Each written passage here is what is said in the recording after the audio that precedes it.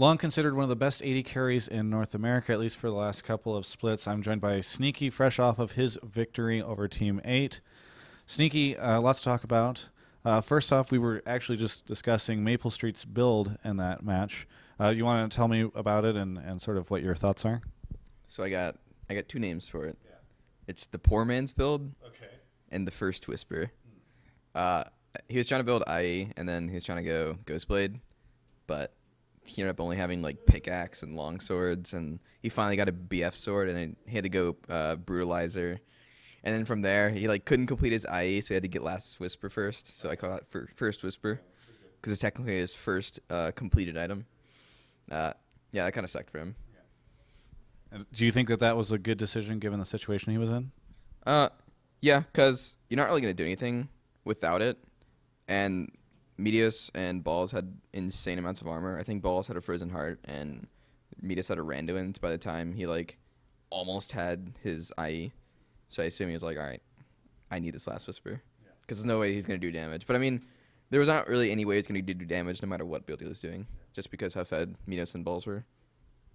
Now you guys are, especially going into this, you guys are in a unique situation for Cloud9.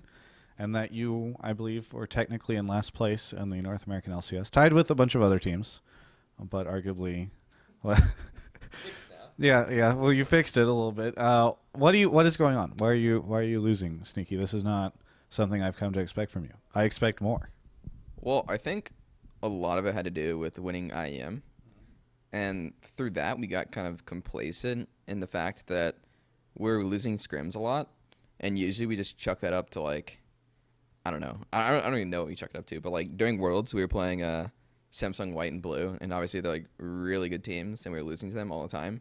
So we're like, all right, we'll go in, play our best, and hope it works well. And we took a game off Blue, didn't win the whole series, but now we're like losing scrims all the time. I mean, we're fixing it now, but first 2 weeks we were losing scrims all the time, and we didn't really think that much was needed to change until after week 2, because we weren't really sure about how things are going, because obviously we lose scrims all the time. Like TSM, we had like a terrible record against them leading up to playoffs, and I'm pretty sure we said that.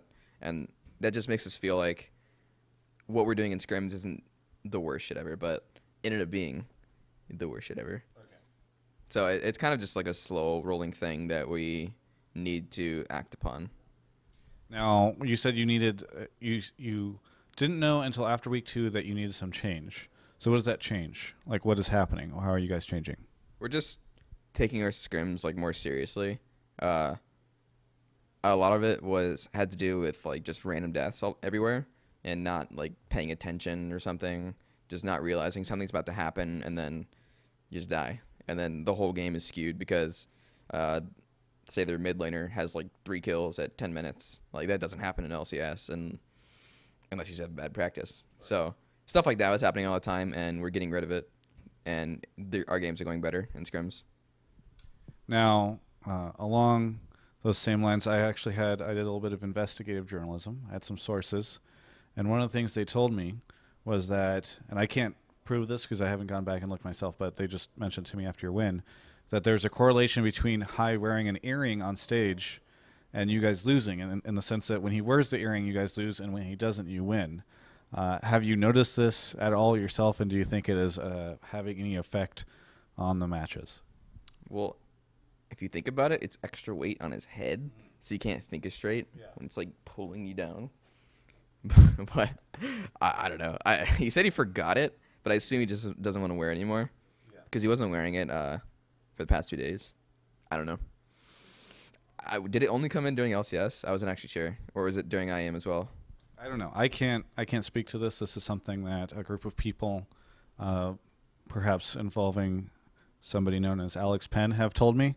And so that's, this is where I'm getting this information. Okay. Yeah. I know he wore it for week 1 and 2. And week 3 we're doing better with no earring? I'm not sure. Well, I think supposedly that when you guys won before, he wasn't wearing it. Okay. Yeah, I'm not sure, but probably. Are you gonna pass this information along to Charlie? Yeah, we can't tell Hai about it though. Yeah. And if he ever wears it, just take it off. Maybe Charlie is ahead of the game, and he's actually, whatever he said, I can't find it or I lost it. Charlie has now hid the earring and that's what'll allow you guys to win. Okay, switching over to a little bit more of a serious topic.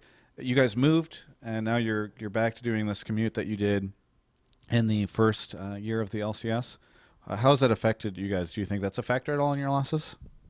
I don't know if it's affected our losses, but we lose a lot of time traveling. I think it was 5 hours week 2 of travel each way because we had like a flight delay every time, and we're just sitting in the airport doing nothing. We don't really spend it on anything because we don't have computers there, and we sometimes talk about pick bans, but I don't know. It's not really better than practicing. Like, I think we missed out on a scrim or two against CLG yesterday because we had to leave early. Do you think that the benefits are worth it? Well, I don't really think the whole benefit thing was for us as a team. Like, I think it's more of just Jack's kind of stuff. Like, we're closer to Logitech for sponsor things. We're closer to Jack. He can check up on us and just stuff like that.